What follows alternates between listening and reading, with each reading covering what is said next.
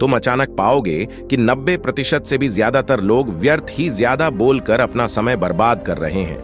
ना बोलने का कोई भी नुकसान नहीं है, लेकिन यदि आप ज्यादा बोलते हैं तो आप अत्यधिक गलती कर देते हैं।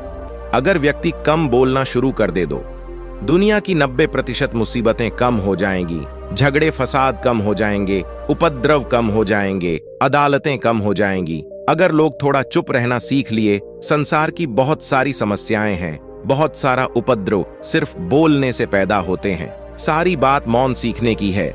जब तुम नहीं बोलते तब तुम एकांत में अकेले हो गए, भरे बाजार में भीड़ में खड़े हो नहीं बोलते, हिमालय के शिखर में पहुंच गए।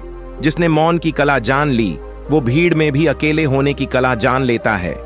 वो अपने भीतर ही डुबकी लगाने लगता है। एकांत में तो आदमी स्वर्ग में है, दूसरे की उपस्थिति ही बेचैनी पैदा करती है।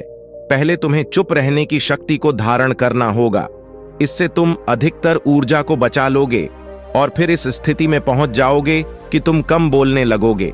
अगर तुम किसी के यहां पर जा रहे हो और परेशान हो जाओ तो ऐसे में उचित है कि आंखें बंद कर लो और अपने में खो जाओ।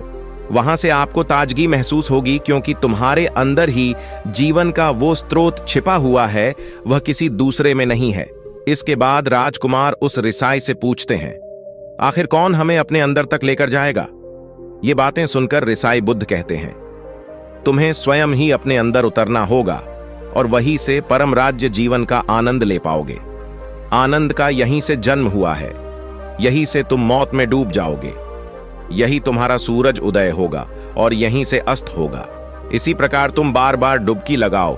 जब भी तुम डुबकी लगाकर लौटोगे, वहां से तुम पाओगे फिर ताजगी भरी जीवन की नई संपदा मिलेगी।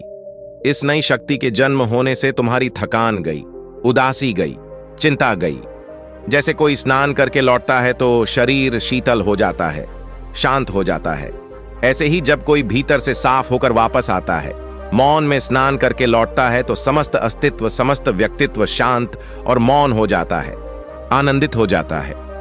जब तुम आंतरिक मौन की उस पराकाष्ठा पर पहुंच जाओगे, तब तुम पाओगे कि बोलने से भी तुम्हारा मौन खंडित नहीं होता, वो बना ही रहता है। उसकी एक अंतर्धारा लगातार तुम्हारे भीतर बहती रहती है। तुम बोलते तो हो, तुम शब्द का उपयोग भी करते हो, लेकिन वो तुम्हारे मौन को खंडित नहीं कर पाती। एक बार गहरे मौन में स्थिर हो जाओ, फिर तुम्हारी वाणी में भी मिठास आ जाएगी। तुम्हारा बोलना संगीतपूर्ण होगा, तुम्हारा बोलना सत्य होगा। तुम बोलोगे तो दूसरों पर भी शीतलता छा जाएगी। जैसे ही तुम अंदर से चुप होते हो, तुम इतने शक्तिशाली होने लगते हो कि समाज की निर्भरता तुम छोड़ने लगते हो और तुम्हारे जीवन में एक मस्ती आती है जो केवल दीवानों के जीवन में होती है। पर एक नई रौनक आ जाती है, तुम्हारी आंखें किसी अमृत के समान हो जाती हैं और तुम अनंत शांति के समुद्र में डूबने लगते हो। इतना कहकर भिक्षु रिझाई ने अपनी बात खत्म की और वो मौन में चले गए।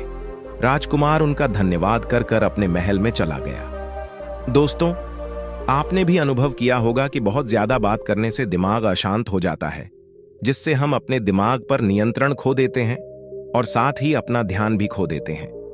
जो लोग बहुत ज्यादा बोलते हैं, उनके पास किसी एक काम पर ध्यान केंद्रित करने की काबिलियत नहीं होती। वो अपने किसी भी लक्ष्य पर पूरी तरह से केंद्रित नहीं कर पाते। अगर हमारा दिमाग एक जगह केंद्रित नहीं है तो हम जीवन की सच्चाई नहीं समझ पाते और ना ही मनचाही सफलता कभी हासिल कर पाएंगे।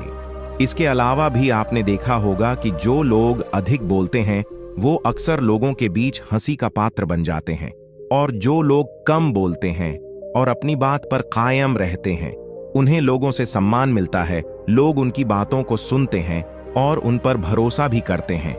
जो लोग जरूरत से अधिक बोलते हैं और अपने विचारों के बारे में पक्के नहीं होते, उनका दिमाग स्थिर और विचलित रहता है, शोर से भरा रहता है, और एक अशांत दिमाग वाला व्यक्ति जीवन में किसी भी चीज में सफल नहीं हो पाता, क्योंकि वह किसी भी काम में फोकस नहीं कर पाता।